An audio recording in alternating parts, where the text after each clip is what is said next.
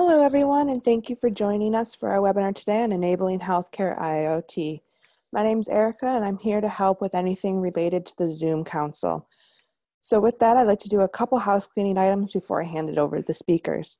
First of all, we are recording this event, and we'll be making the recording available within the next couple of business days.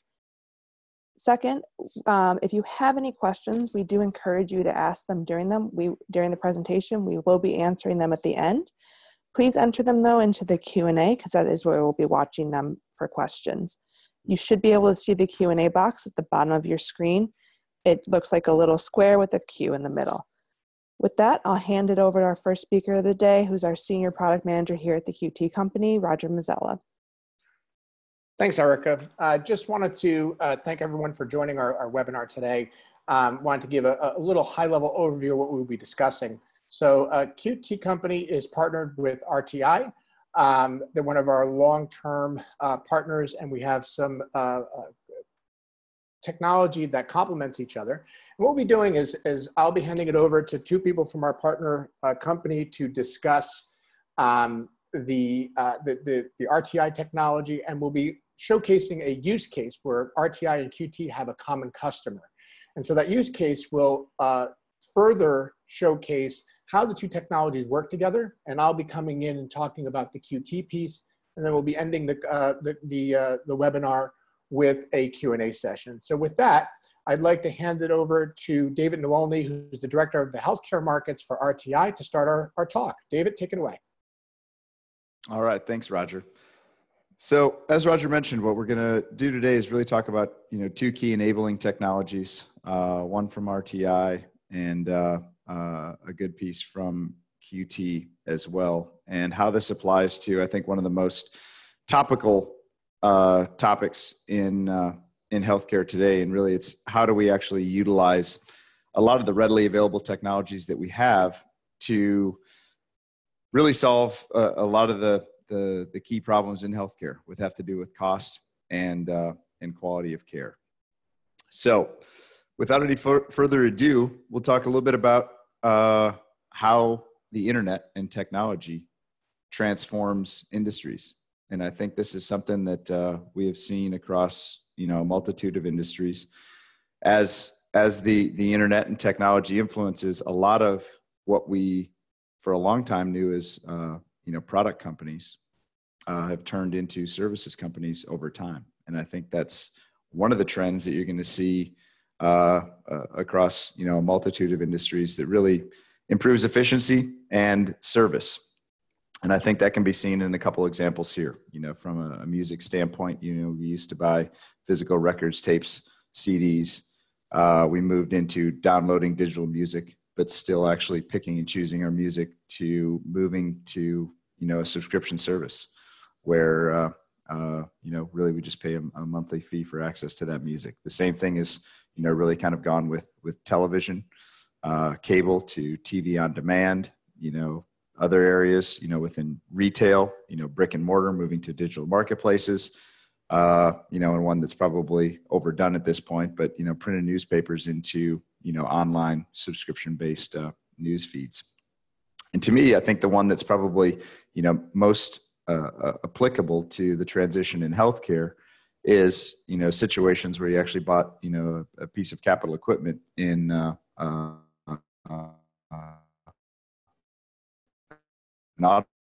automobile, and now it's ride sharing and subscription ride sharing in preparation for a fully autonomous vehicle. And that's really directionally where I see healthcare going, and some of the technologies we'll talk about here today will give that ability for healthcare to at least move down the path towards clinical decision support with a plan to move to autonomy. So to give a little bit of context, has the internet changed healthcare to this point?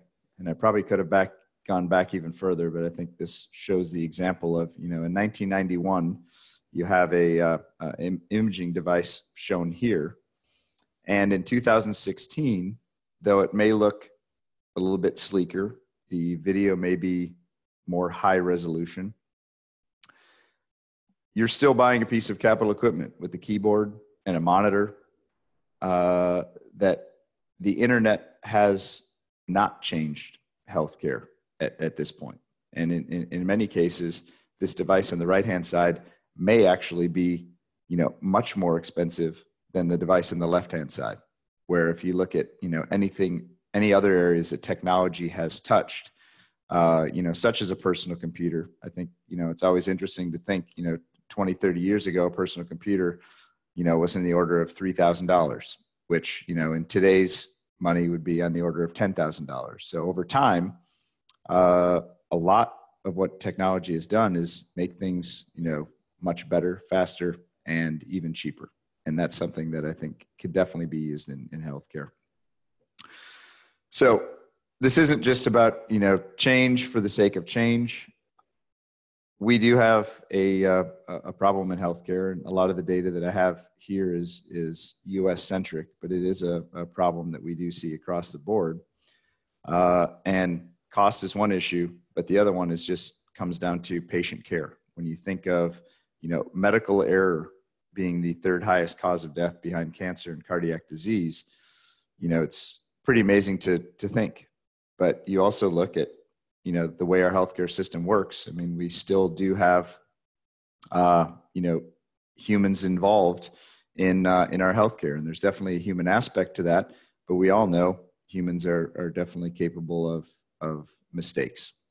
And, with that, I think utilizing technology, more connected technologies, is going to help really reduce the amount of errors and add some more, computation to the profession in general.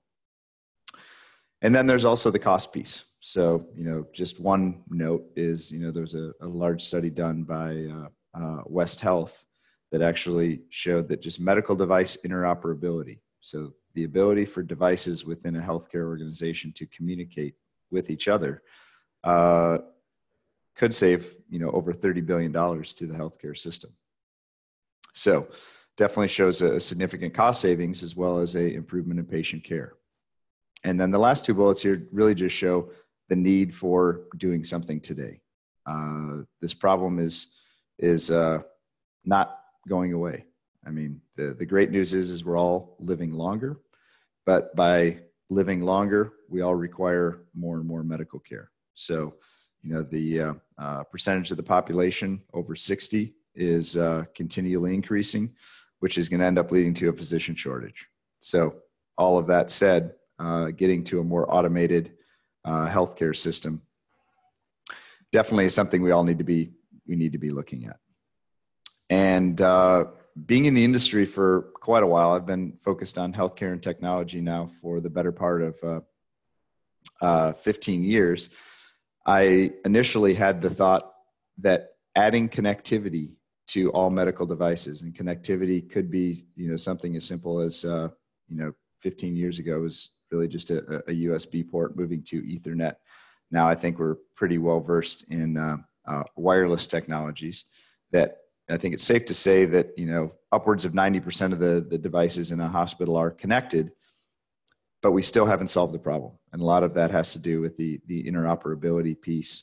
So both the data model as well as the communication architectures set up within these devices. So connectivity is the answer, but just adding connectivity is really only the first piece of the puzzle. And just a confirmation of that is actually some data that was generated from Mass General Hospital's medical device plug and play program. They sent out a survey, asked the providers, so clinicians and other medical device professionals, what are their main challenges? And I think a lot of folks, not familiar with the industry, think that, okay, we made this move towards electronic medical records. We should have all of the information you need. And to me, just the quotes you see here show that we're still, not there yet.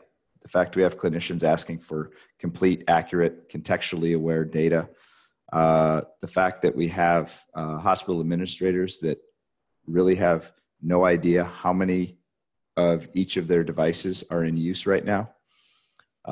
Why can't a infusion pump be automatically paused when a person is overdosing? today you just have a situation where the device might alarm.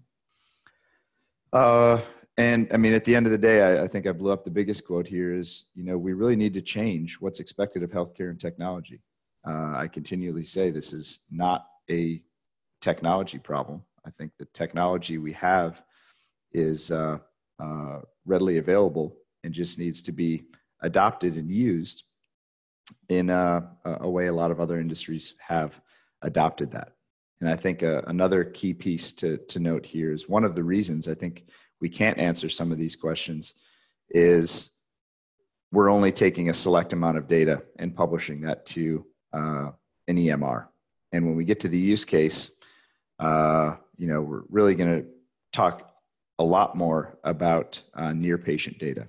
And that is a significant amount more data that we can begin doing analysis off of that can really set up this foundation for creating a clinical decision support engine and autonomy.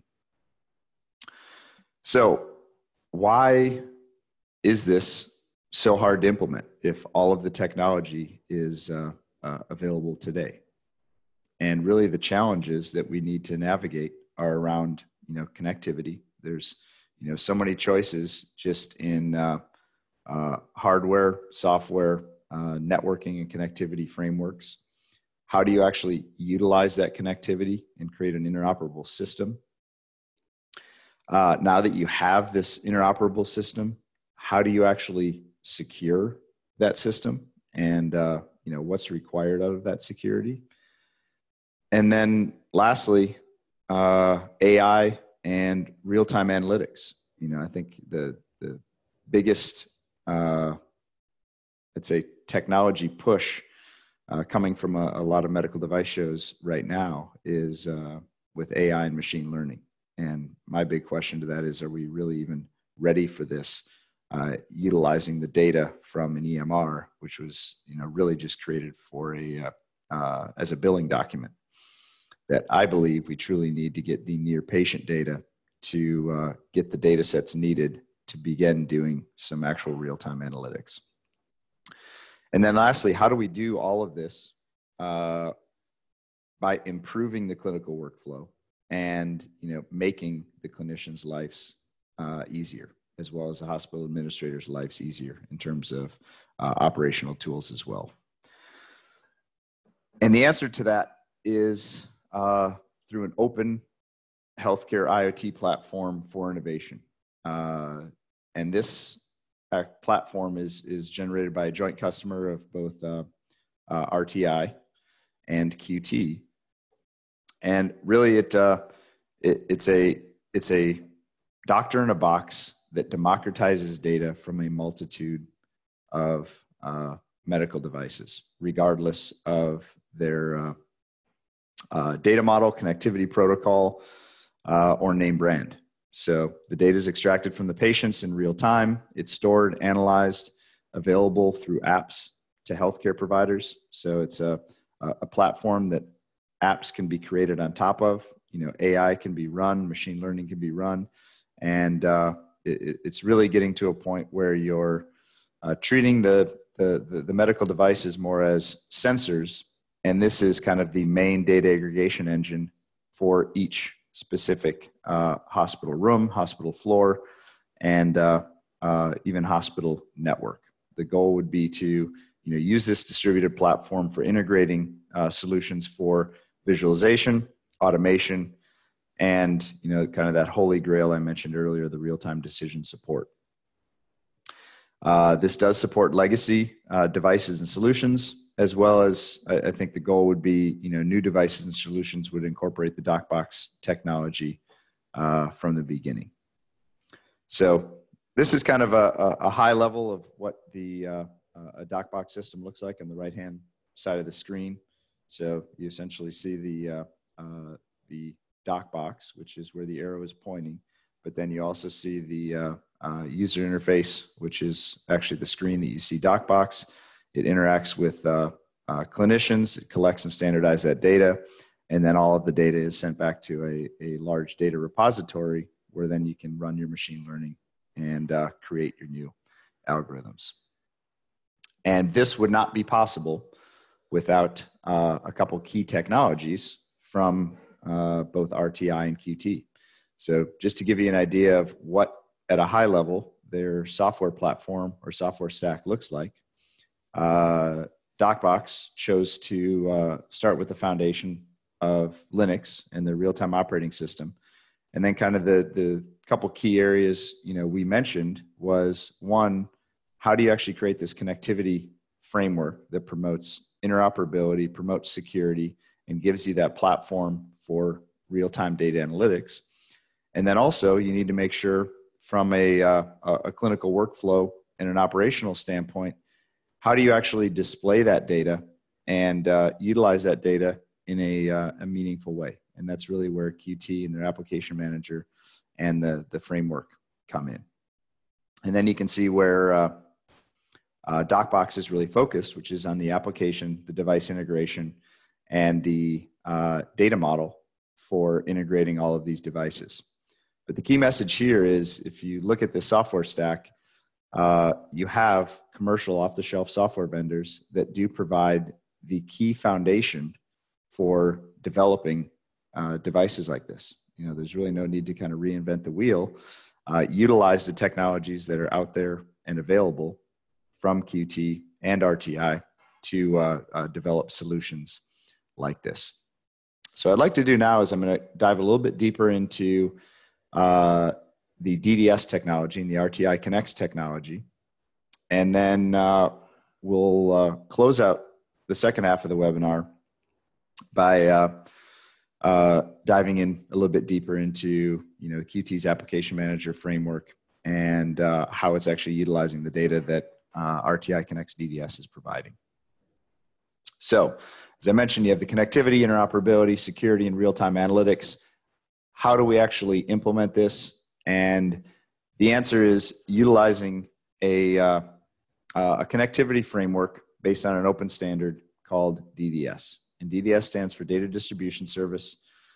This is a data bus, specifically in this case, for enabling healthcare IoT. What exactly is a data bus? It's almost like a shared memory system where anything that is connected to this bus system has access to data when you want it, both legacy data as well as forward-looking data, interoperably, securely, reliably, and in real time. So I mentioned DDS is really the foundational standard that is driving this data bus technology. So it's an open standard, promotes data-centric connectivity. The standards organization that it is aligned with is the OMG, which is the world's largest system software organization. The standard is also being promoted widely by the Industrial Internet Consortium, which we at RTI are members and actually part of the leadership team. And I think the other good news for device manufacturers is this is open and multi-vendor.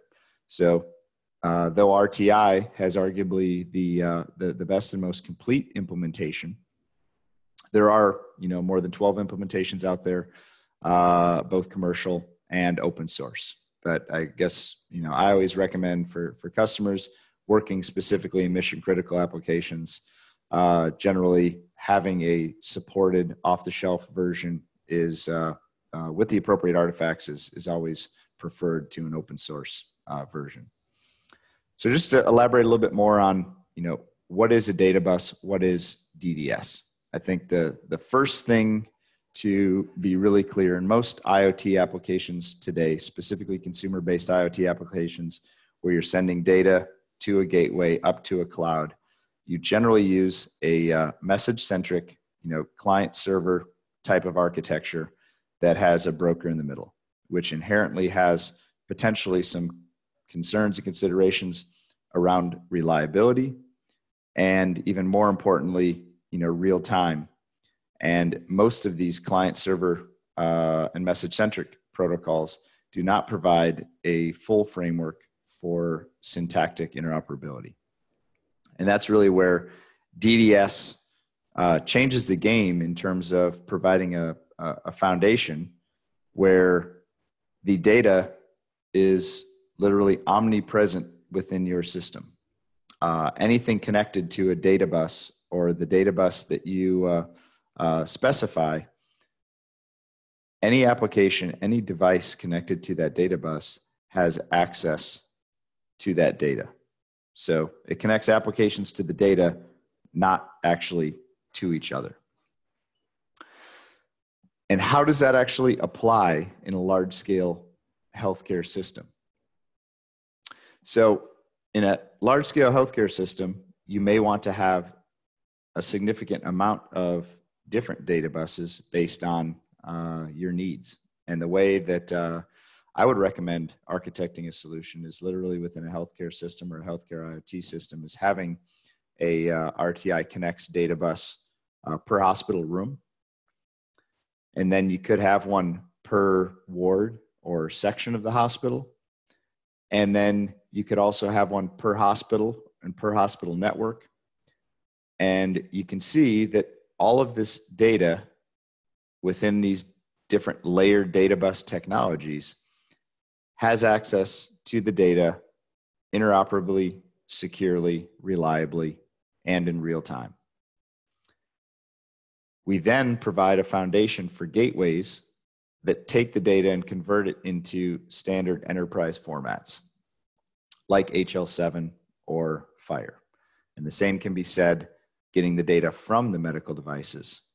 We have the ability to create a gateway using a feature that at RTI we call routing service to get the data into the DDS network, which provides all of the benefits that I outlined a little bit earlier. So hopefully at this point you have at least a high-level idea of DDS, the DDS technology, and how it can be a foundation for gathering data from a multitude of medical devices. What I'd like to do now is turn it over to Mark Carrier, our Market Development Director for emerging devices and emerging solutions, to dive a little bit deeper into the technical capabilities of the DDS technology and RTI Connext. So thanks, Mark. Yeah, thank you, David. So first I want to talk about DDS as a data bus and what makes DDS so different.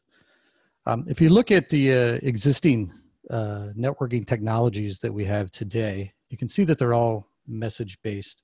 So we started with point-to-point communications in the beginning. That was like telephone or TCP. There's some issues with that is it doesn't actually branch, it's not scalable. So then we evolved in our technology to a client server.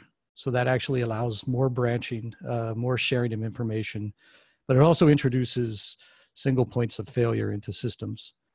So today we know of client server systems. We have, file systems, databases, Corba, DCOM. And this is a really good technology if your information is centralized, but if you need distributed information, it falls apart. So the next evolution was publish subscribe, and publish subscribe is all about it's essentially like a magazine or newspaper subscription. It's getting pieces of information to entities in a system that are interested in that information. So this is actually a very good evolution in technology, and there are really no bottlenecks, but the problem is data is expressed in the term of messages and not in the terms of a data model. So then we evolved to queuing, and a queuing is really a publish subscribe concept, but it's starting to introduce this concept that we call quality of service, which is around the networking flow control. So it allows us to do some load balancing at the endpoints. And David, I'm having issues. Could you, yeah, thank you. So this takes us to DDS, which is really the next generation networking technology. So instead of message-based, we're now data-centric based. And like David said, we're based on the concept of this global data space, which is available to all entities within a system. So this is the new paradigm. And it really allows architects to design systems based in a completely, entirely different way. So now you can build a system based on data. So actually, David's previous slide on healthcare IIoT layered data bus is very important. because the IIoT system, it requires that data be shared across multiple devices, multiple networks, from the edge to the fog to the cloud. And this is challenging not only because of the sheer volume of the data that's being produced, but it's also the stringent safety and security requirements that are required at each level. And this is where DDS really changes the way systems can be architected today, because the database and its unique ability to manage and control the flow of IIoT data is scalable, safe, and secure. So the layered data bus that David mentioned is a common architectural pattern that's made of multiple data buses, which are then layered by communication, quality of service, and well-defined actionable data models, and also the relationships between these data models. So the layered data bus allows you to organize IIoT systems in a way that integrates smart machines or subsystems, which then are providing context to a higher level autonomous system or applications, which then ultimately feed back into the back-end systems. So this results in a highly scalable system of systems, because this pattern scales infinitely when you're scaling with a DDS data bus. So how do you implement a modern IIoT layered data bus? So you have to employ another architectural concept, which we call a federated system. So DDS is perfect for enabling a federated system. And what is a federated system? Well, a federated system is composed of distinct and non-overlapping roles. So when distinct and non-overlapping roles are implemented through a DDS data models, one can then achieve proper coupling and cohesion. And if you look at systems, all systems want to federate. And we saw from David's example of the Healthcare IIoT layered data bus that there is a natural hierarchy. And this hierarchy is structured by a natural data hierarchy, which is comprised of the sensors, and they're feeding information to devices, which are then working together to collaborate within a room.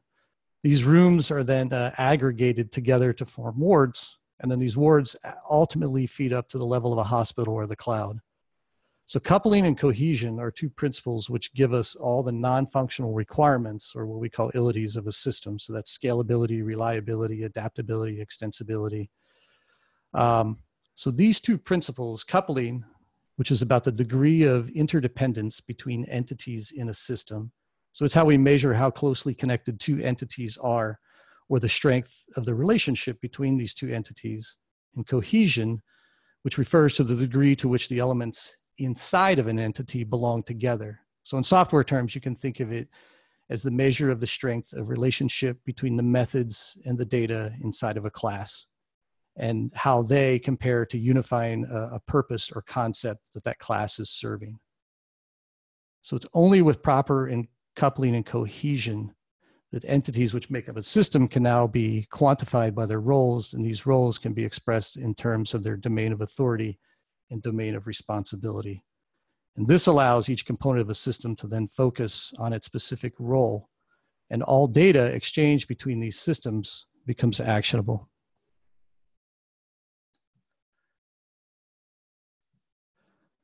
So DDS does this with a concept known as data everywhere abstraction. So it's a data-centric approach, which means that we define a system in terms of a data model. So this data model are well-defined normalized structures that have real relationships with other entities in the system. So this allows us, as David said earlier, to have applications no longer communicating with each other and sending messages back and forth, but applications now subscribe to pieces of data that they're interested in. So this allows us to scale infinitely, because the data is technically not everywhere, but not all entities of the system are actually interested in all the data. They're just interested in certain pieces of the data or changes in that data. So by employing that technique, we get this abstraction of data is everywhere. The data bus is extremely high performance. We're in solutions where we have sub-microsecond latency, greater than 40 gigabit throughput bandwidth. So it's a very lean protocol. This also goes back to the data everywhere abstraction, because we're only sending data to the pieces of the system that need the data. Whereas in a traditional message-based system, messages are going everywhere, and then the applications decide whether or not they're interested in that data. It's highly reliable, highly secure. RTI's DDS is deployed in thousands of mission critical applications, from the Navy to Kennedy Space Center to hydroelectric dams. Security is built into the heart of DDS itself, so you can build a system without enabling security. And as you deploy the system, you can fine tune those policies, but the mechanism is always the same. So you don't actually have to go back and redo rebuild your system. It's highly interoperable because we're interoperating through data. So this also allows us to not only provide syntactic interoperability, but semantic interoperability. And that semantic interoperability is very, very important when you're designing an IIoT layered data bus, because as you go up the hierarchy, you're adding more context to your data. And this is very important, especially for analytics, AI, machine learning, because a lot of normalization on data happens after the data has been produced, which actually removes these analytic applications from full loop closure. So when you want to start using predictive maintenance, AI, machine learning, you actually need to be able to close the loop, which means you need to understand the data and the context of that data as it's being produced. And DDS is highly scalable. And this is really where the magic is it's in the data itself, because if you look at systems, systems are really about data.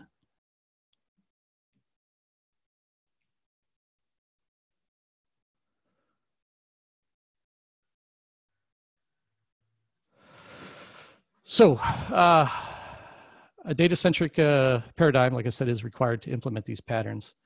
And traditional messaging technologies don't work because we don't have enough semantical context of the data. And they're focused on delivering messages and not actually presenting the state of data.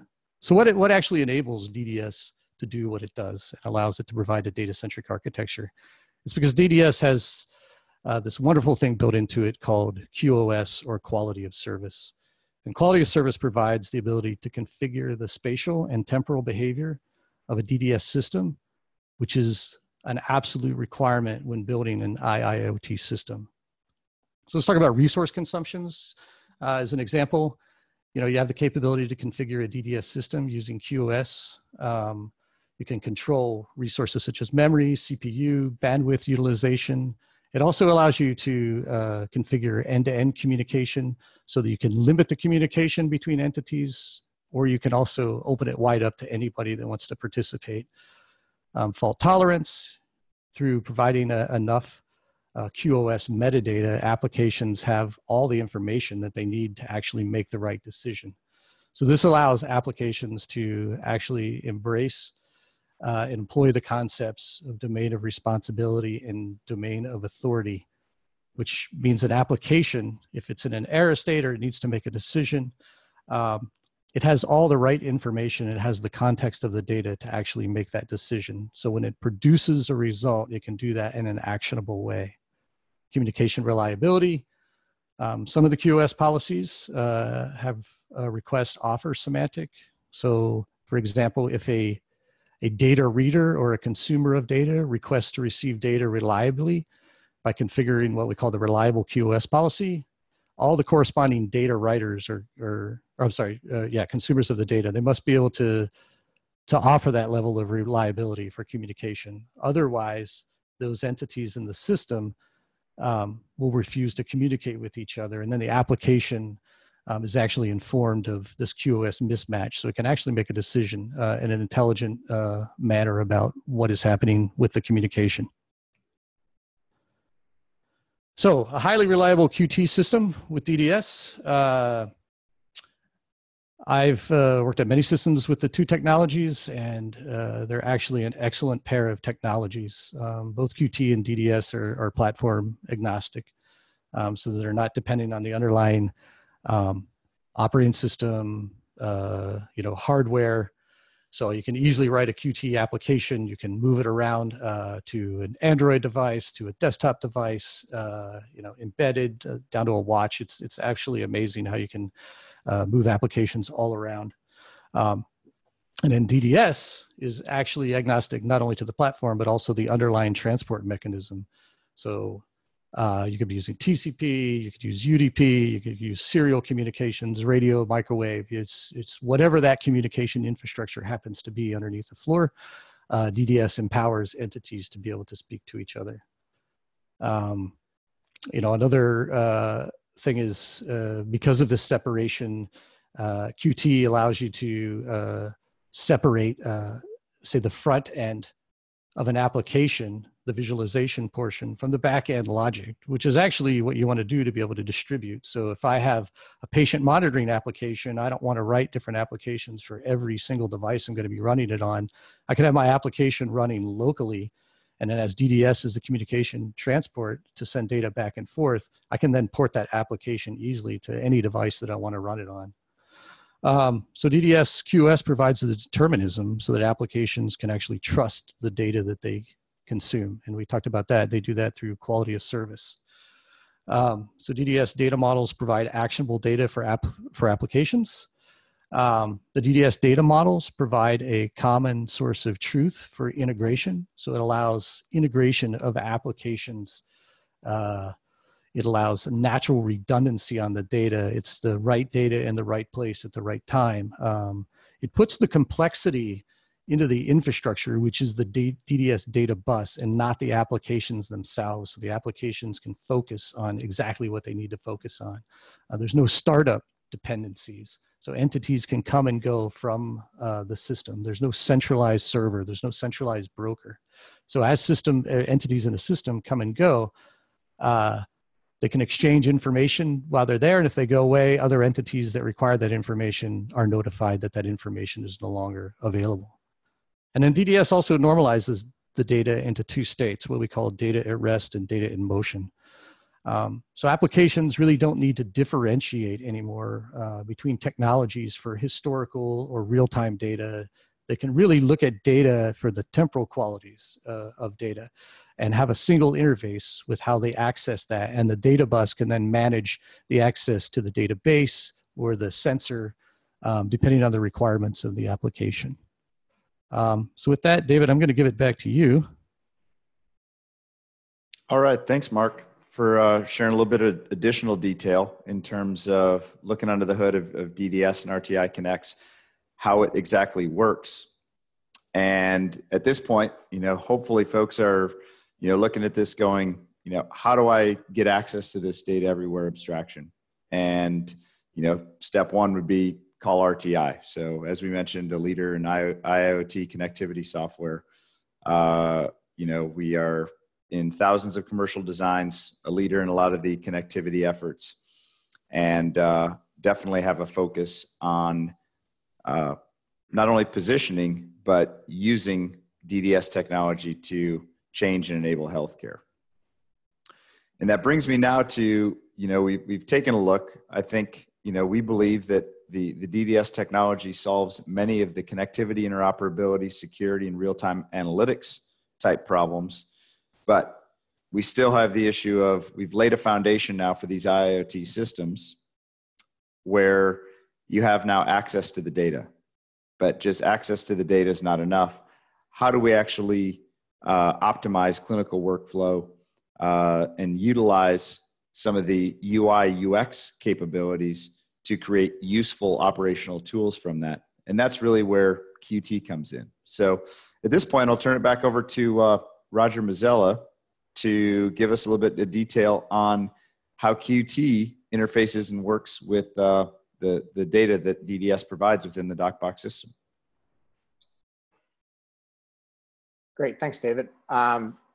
So just, we have usually have a mixed audience here, people who, are familiar with Qt and unfamiliar with Qt. So let me just take a step back and just remind everybody, what is Qt? So we're an all-in-one development platform with powerful modern development for touchscreen user interfaces. Mark and David both had talked about, agnostic platform, agnostic systems, agnostic data transfer. And that's why I think, when we're looking at Qt and how it fits in with the RTI technology, especially in this use case, the ability for RTI to work anywhere, the ability for Qt to work anywhere, it's just a really nice commercial off-the-shelf kind of pairing of two technologies. And with Qt, you know, and this cross-platform type of technology, or excuse me, cross-platform type of application and capability, you can code once and deploy it anywhere, right? So, you know, from any different type of operating system to any different type of hardware. It truly is platform agnostic, and you know, there's a whole cross-platform IDE through Qt Creator, and there's a really iterative and integrated product development environment.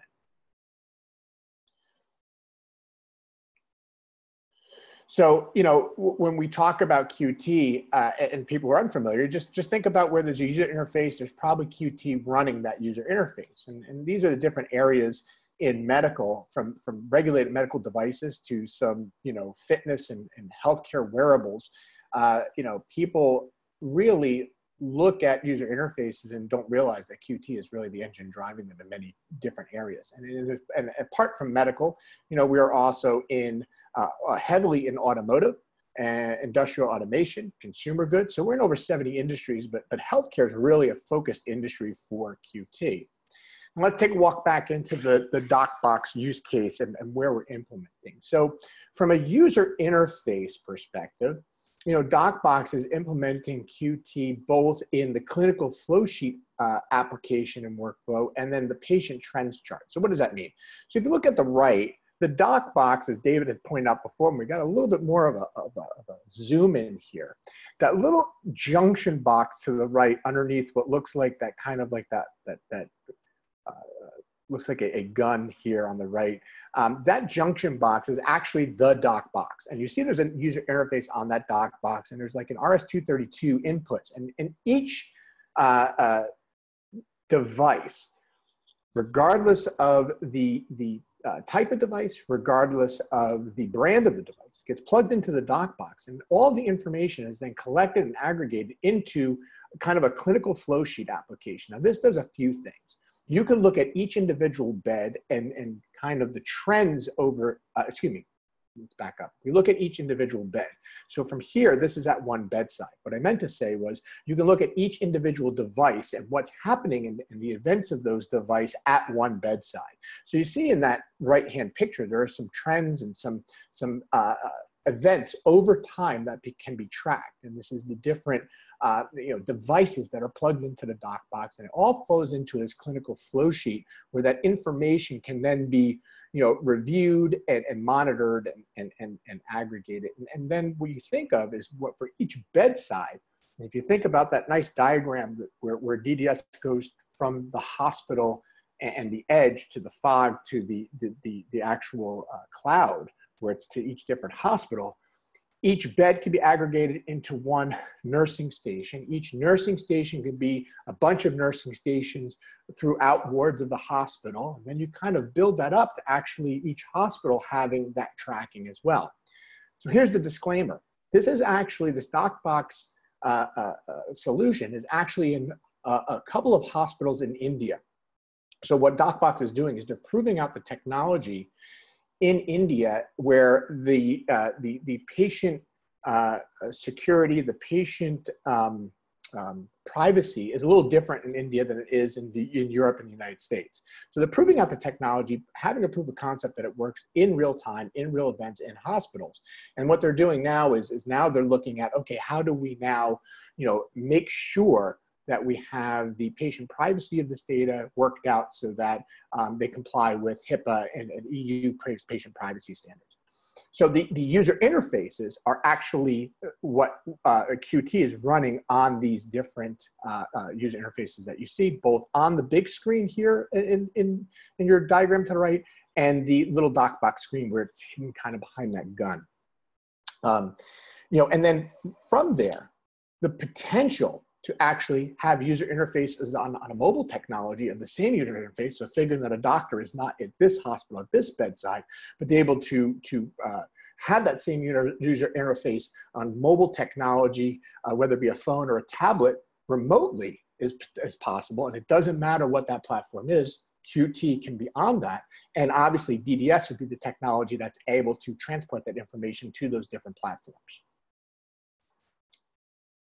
Here's a little bit more granularity to some of the things that are happening here. So if we zoom in a little more, we're looking at event visualization. So what time different events are happening at the bedside, and then the on-screen keyboard where you can actually key in the events that are happening. So these are all touchscreen type of user interfaces, and some of the items that the functionality that is working within these user interfaces.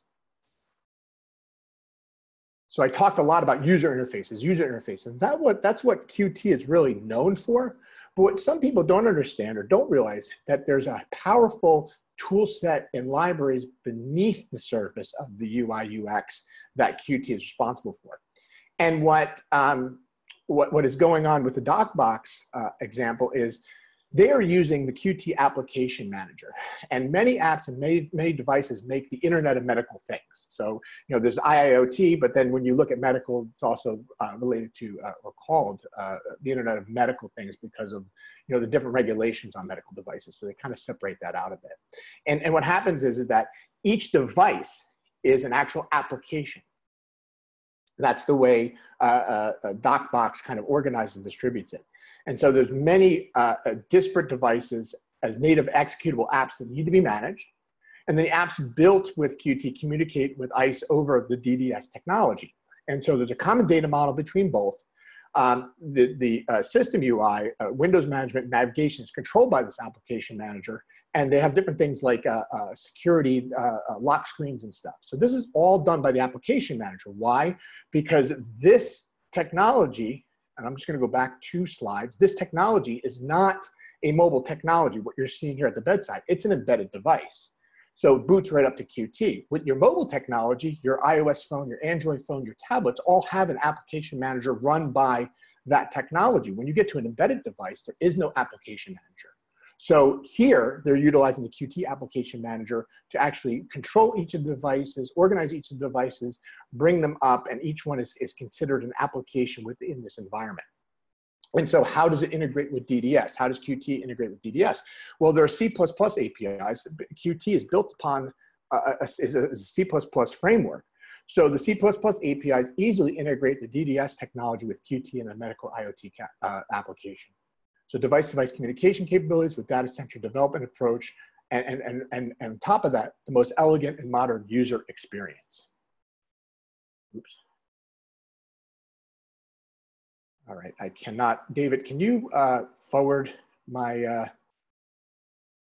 I lost control of the thank you. Okay, sorry about that, guys.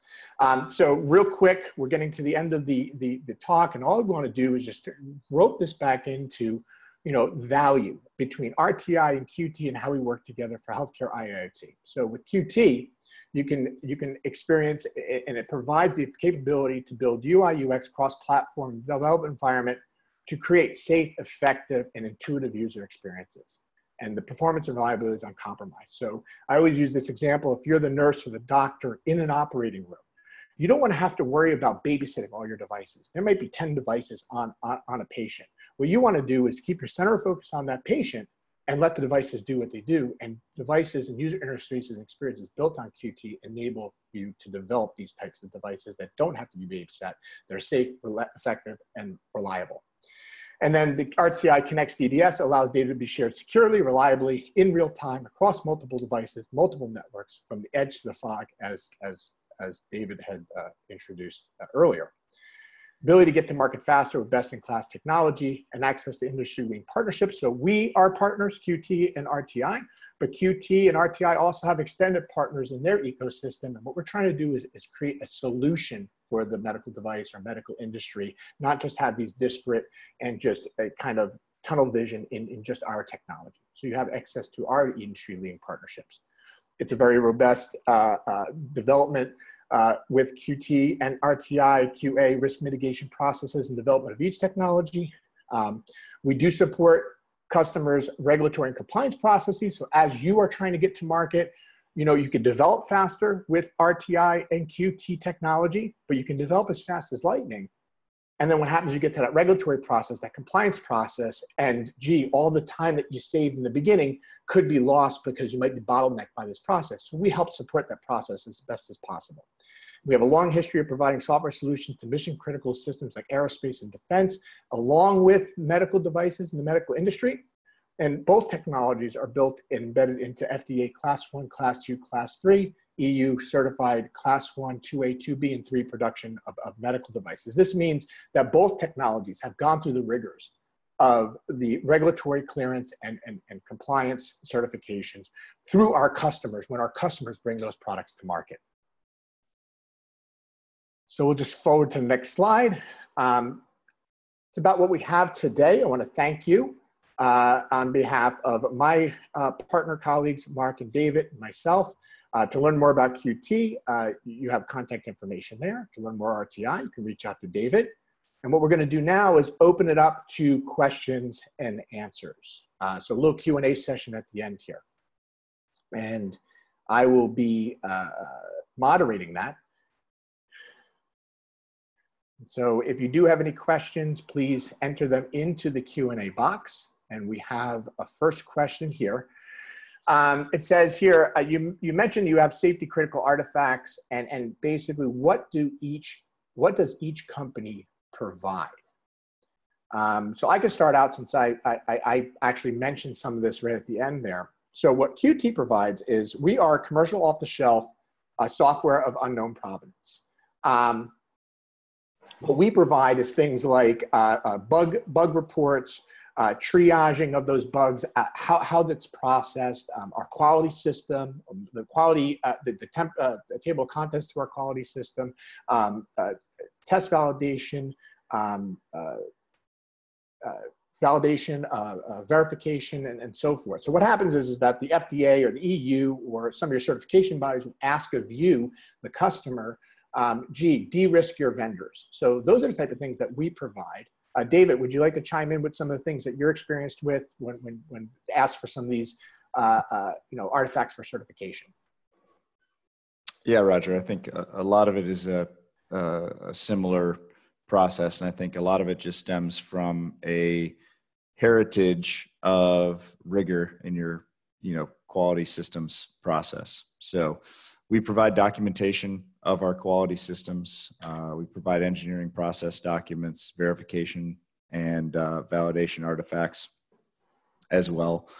And we do actually support on-site audits for customers who do actually, request those as well. And I think, from my aspect, a lot of the healthcare and medical customers, do find a lot of ease in working with a commercial off-the-shelf software vendor that is, treated as soup, as you mentioned, Roger, software of unknown provenance, when they know it's been used in other mission-critical applications like the aerospace and defense applications that are out there today. And also, just to note, the same, core foundational technology is also currently being adopted pretty widely within the autonomous vehicle space, which arguably is another very mission critical application. Okay. And then I just saw Mark flag one Q&A question that came in. It says, to support interoperability, discovery is required. How is that handled? Mark, do you want to take that one? Yeah, absolutely. So discovery is part of the DDS protocol. One of the underlying protocols is called RTPS, real-time publish subscribe. It's at the session layer in the OSI stack. Discovery is multicast by default. You can configure discovery through different IPC mechanisms, through different network transports. But each entity that participates within a system is involved in the discovery. Discovery is a dynamic process that continues throughout the lifetime of a DDS system. So like I said, there's no centralized server which manages that. There's no centralized broker. Discovery is an inherent part of the DDS protocol. Okay, and then next question I'll start off with and then hand off to you guys. Do you already have some OEM-like agreements with some medical device manufacturers who implement your solutions? From the Qt side, the answer is yes. We have OEM-like agreements and tons of agreements, not only from a licensing side, and we have a standard license agreement for our software, but also, in some instances, there needs to be some flexibility, right? Because different manufacturers have different needs. So with Qt, we try to be as flexible as possible with our licensing agreements, but also we provide, we also have services. So 20% of our business is services. So we actually have consultants that go on site or work remotely in helping you either develop the user interface or the software portion of your device. And we also get into training and so forth. So if you have Qt people or even C++ people who are looking to use Qt in your development, we can send and provide that service to train them, to get them to be able to have the knowledge and all the latest and greatest techniques in developing Qt. Equally, not only do we have OEM-like agreements with medical device manufacturers, we also have these types of agreements with our partners. So not only partners like RTI, but we also have agreements with partners that are also software development. So we bring in other software development partners specific to medical, and even some agreements with regulatory consultants and so forth. So that's how we handle it in Qt. David, do you want to just, or Mark, enlighten and go into some of the ways that you guys have your agreements with partners? Yeah, very briefly, I think you can kind of see why Qt and RTI, I think, align very nicely as partners. I think a lot of the things that Roger just mentioned, RTI supports as well. But I think the main piece to know is, we are working with a lot of the major, tier 1 and tier 2 medical device companies. And, as you can imagine, when we can, we do like to share names. But in most cases, a lot of our customers do see this technology as unique and a distinct competitive advantage for them. But, DocBox is one that we can definitely talk about. And, that's one of the use cases that, we can share here today. So we have 2 minutes left. I have one more, we're going to have a chance for one more question. And there are a couple other questions here which we will answer after through an email. But the last question that we have time for is, you mentioned fault tolerance. Does DDS support multiple distributed nodes to handle multiple points of failure? Yeah, so there's actually many ways that you can handle points of failure for fault tolerance within a system. One is through the quality of service. So if you have certain deadline requirements, latency requirements, maybe something we call ownership strength, which is you can use to describe the fidelity of a signal. If any of those changes, you're immediately notified of a change. So it allows an application to do what I talked about, responsibility and authority, to understand not only the data, but the context of how that data has changed semantically, so the application can then make a decision. So then if you want to talk about redundancy for fault tolerance, we have quality of service that allows multiple producers of data on the line at one time. And you can have an exclusive writer, one entity being an exclusive writer. And if that writer goes away for some reason, then the Databus will actually switch over automatically to the next allocated data writer in the system. In fact, we have a very interesting demo that was done for process automation, which actually does that. It's pulling a process, which is doing process control. So pulling actually one of the devices out of the rack. The control loop that was running on that rack, it's realized instantly that the control loop has gone away. So another control component within the system is dynamically loaded with that control algorithm so that the process doesn't stop. And that control application is moved to another compute device based on the available resources that it has in CPU and memory. Great, thanks, Mark. Like I said, we have a couple more questions that we weren't able to get to, but we certainly will answer them offline for you. So we're at the top of the next hour. This concludes our seminar. Again, our contact information is on the screen. I want to thank David and Mark for such a great talk today and joining me in kind of presenting the two technologies, our partnership, and a nice use case. So thanks to everyone who joined, and we'll see you at the next webinar. Thank you so much.